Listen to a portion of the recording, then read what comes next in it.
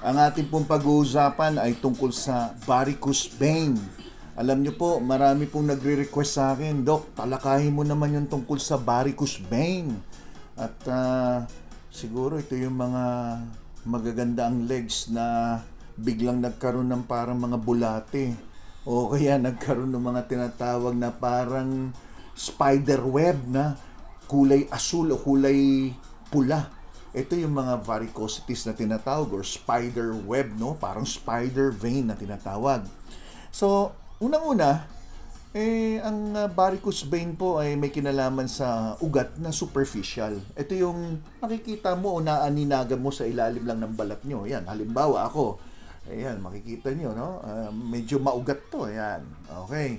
So, pwedeng pwedeng namamana-mana to. At pwede naman na yung sinasabi ng iba na siguro, pagod ka, naghugas ka, no? Marami nagsasabing ganyan, yung mga pasmapas na. Meron din mga nakatayo na matagal, yung mga ganyan kung ano-ano. So, pag pinag-uusapan natin varicose vein, ang pinag-uusapan natin yung mga ugat na parang namilipit, umumbok, namamaga, at kadalasan yan sa binti nakikita, no? Bagamat nangyayari ang varicose vein sa buong katawan, maski nga sa muka, may mga nagkakaroon ng varicose vein sa muka, pero ito yung mga sinasabing spider vein lang, no? Yung mga maninipis na, lalo na pag maputi, kitang-kita yung mga tinatawag na spider vein. Ngayon, bakit kadalasan sa binti ang napapansin natin? Kasi, yung pull of gravity na tinatawag, kung kayo'y palagi nakatayo, ang pressure nandyan po sa ibaba, So, nakatayo o kaya kulang sa exercise. Siyempre, pag kayo'y nakatayo, lahat ng mga dugo nyo pumupunta doon sa may paa nyo. Di ba? Kaya nga mapapansin nyo po, lalo na itong mga nakakaramdam ng sakit, no? Palagi binti ang naapektuhan. May pasyente nga ako, nakita ko aba talagang parang mga bulate ang laki dito sa may bandang binti niya at ang edad niya nasa 50 pa lang, no, na babae.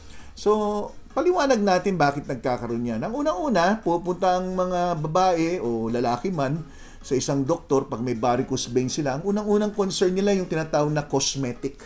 Yung itsura. Kasi yung unang concern mo, pangit tingnan Yung iba, pupunta naman dahil masakit. Pero karamihan pupunta sa mga cosmetic surgeon o kaya mga aesthetics doctor para i-repair yung kanilang varicose vein dahil sa itsura. Yan ang unang-una. So, it's more of cosmetic concern, no? Then, pag ito kinalaunan, hindi naman masakit, pero kinalaunan, masakit na. Konting lakad lang, pakiramdam mo, may discomfort, mayroong parang madali kang pulikatin.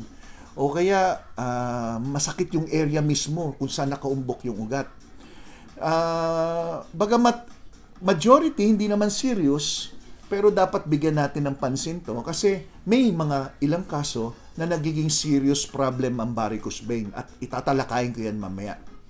So kadalasan, ang mga nagpupunta for treatment, ang habol talaga nilang cosmetic. Pero may mga self-care kayo na pwede gawin na ano bang pwede mong gawin para hindi na lumala yung varicose vein nyo, no? Ano ba ang pwede maramdaman? Sino ba yung mga dapat na mag-ingat? So tatalakayin natin yan. Unang-una sa mga symptoms, ano yung mga pwedeng maramdaman? As I've said, sa umpisa pa lang, wala kang maramdaman. Except napansin mo lang, medyo nakaumbok. O kaya yung mga spider vein na tinatawag. Makita mo lang yung mga parang guhit lang ng ballpen na ganyan, no?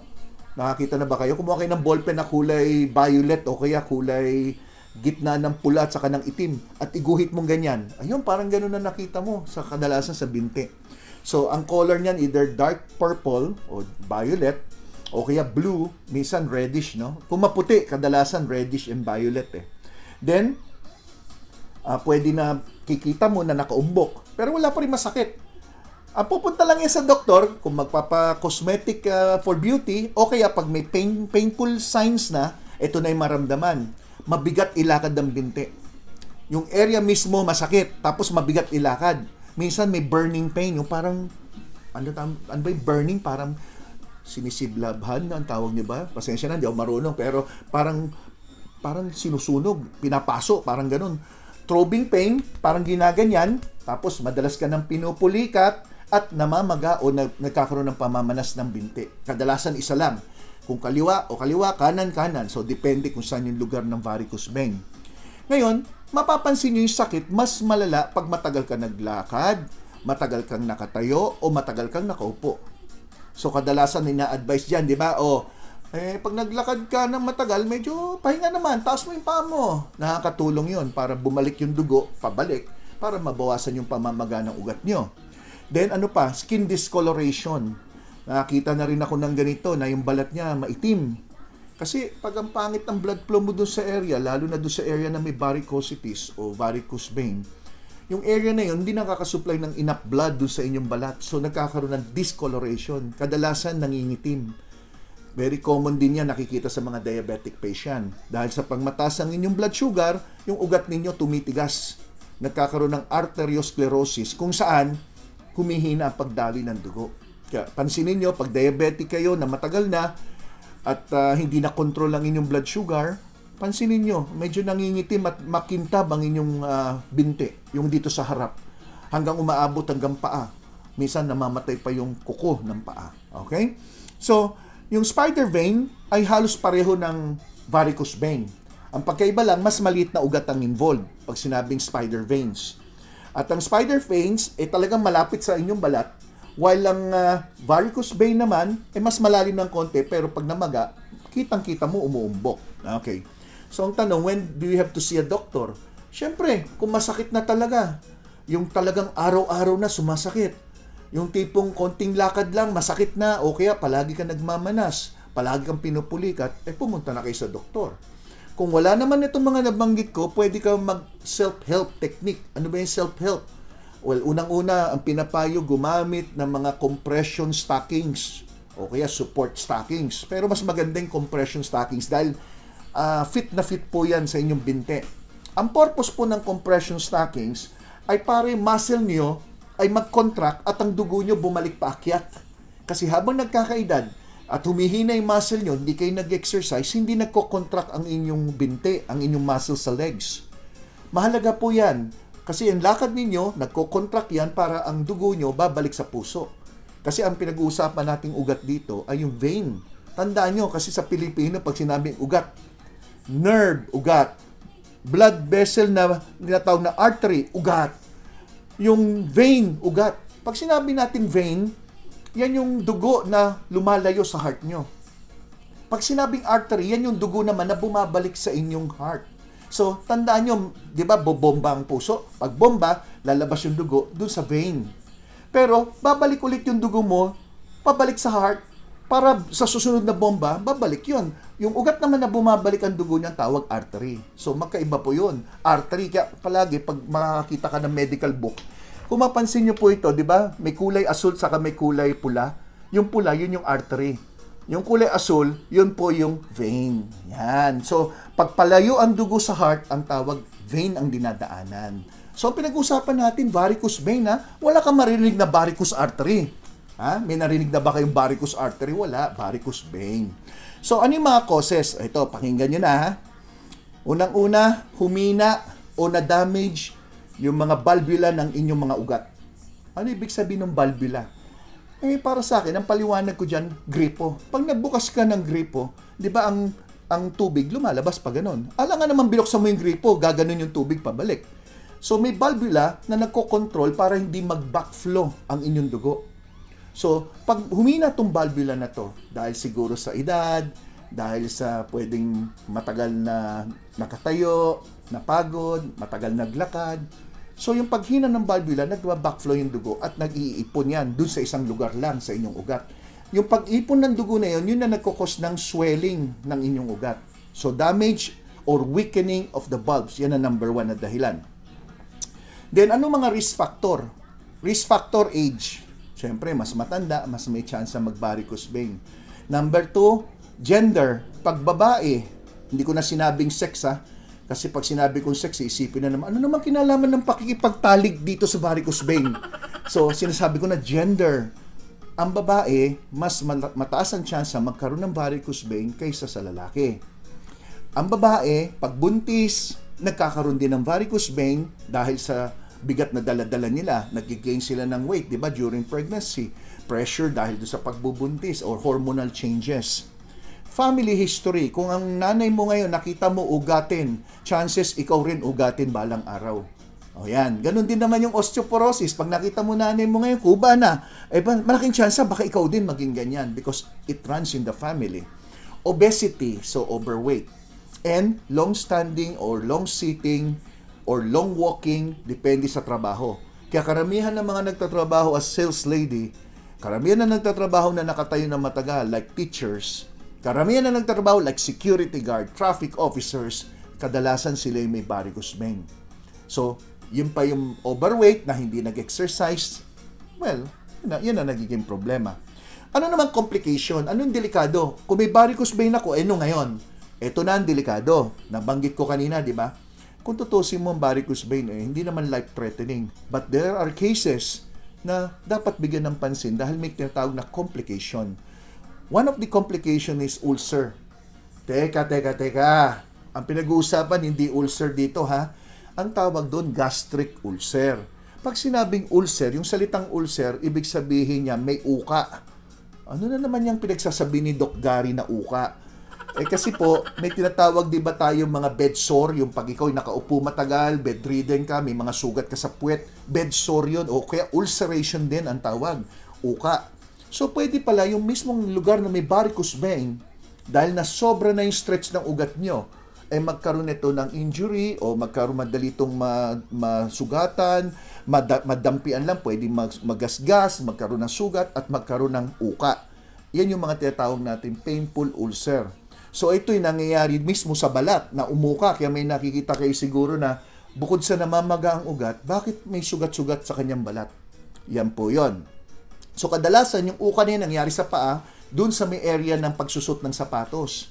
Kaya because of the swelling, stretched masyado yung balat nyo, yung ugat nyo magamaga, das nagsusot kayo ng mga sapatos, kung ano man mga tsinelas man na masisikip, pwede doon nag-umpisa yung uka sa may ankle area. Okay. Next is, malaking chance na magkaroon ng blood clot. Ito na po yung delikado, yung blood clot. Nagkakaroon ka ng pamumuo ng dugo doon sa area mismo ng varicose vein. At yung pamumuo ng dugo na yan, sa anumang dahilan, pwede po yan ma-dislodge. For example, may nakabara kang dugong na mo. Pwede nandun yan sa isang lugar, pero sa anumang dahilan, pwede yan ma-dislodge o matanggal at sumama yung dugong na mo sa inyong daluyan ng dugo dun sa tinatawag na ugat. At ito ay pwede mapunta sa lungs na pwede ka magkaroon ng mga tinatawag na pulmonary emboli o embolism. Minsan yan po ay pwede mag-cause ng sudden death. Sudden death. May dagdag ko lang. Karamihan po ng mga bedridden, kung anumang dahilan naging bedridden, kadalasan na karoon ng fracture, halimbawa, senior citizen na dulas, tumama yung balakang, nagkaroon ng fracture at hindi makalakad. Kadalasan, dahil sa hindi nila pagkilos o yung pagiging bedridden nila, malaking tsansa na magkaroon sila ng mga ganitong blood clot dahil sa hindi pagkilos or inactivity. At dahil dyan, pwedeng dahil sa blood clot na yan, magkaroon sila ng embolism. Kaya marami pong mga senior na pag bedridden, ang nagiging cause of death pa nila ay pulmonary embolism. Yan. So, paliwanag ko yung malinaw, ha? So, very important yan. Kasi kung may blood clot naman, kailangan makita kagad kayo. Para malaman naman yan, usually dino-Doppler. May mga parang ultrasound ng ugat.